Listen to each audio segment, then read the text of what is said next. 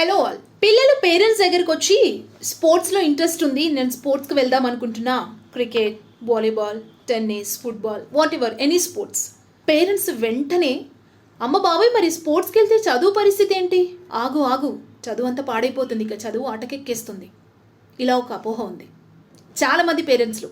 అంటే వాళ్ళని పంపించాలా వద్దనే డౌట్లో చాలామంది ఉంటారు. బట్ మన టీమిండియా ఆల్రౌండర్ వెంకటేష్ అయ్యర్ మాత్రం ఆ ట్రెండ్కి బ్రేక్ వేయబోతున్నారు. అవునండి, క్రికెట్లో బిజీ స్కెడ్యూల్ ఉన్నప్పటికీ కూడా వెంకటేష్ అయ్యర్ అసలు స్టడీస్ని నిర్లక్ష్యం చేయలేదు ఇప్పటి వరకు. రీసెంట్గా ఇండోర్లో ఉన్న దేవి అహల్య విశ్వవిద్యాలయం నుంచి ఎంబీఏ పట్టాను అందుకున్నారు వెంకటేష్ అయ్యర్. అక్కడితో ఆగకుండా త్వరలో పీహెచ్డీ చేయడానికి కూడా రెడీ అవుతున్నారు. సో వెంకటేష్ అయ్యర్ ప్లాన్ ప్రకారం అంతా జరిగితే రాబోయే 2-3 ఏళ్లలో క్రికెట్ ప్రపంచం డాక్టర్ వెంకటేష్ అయ్యర్ అని పిలవడం మాత్రం ఖాయం.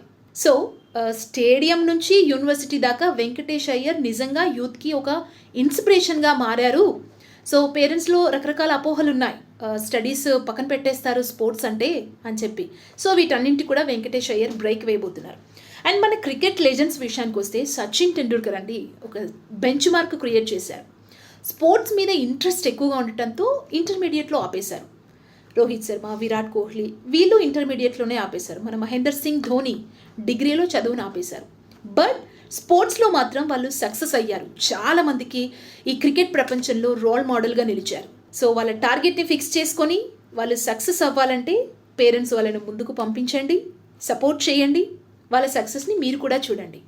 అండ్ ఇప్పుడు వెంకటేష్ అయ్యర్ కూడా యూత్కి స్పెషల్లీ క్రికెట్కి ఎవరైతే రావాలనుకుంటున్నారో పంపించాలనుకునే పేరెంట్స్కి కూడా ఒక ఆన్సర్ చెప్పారు.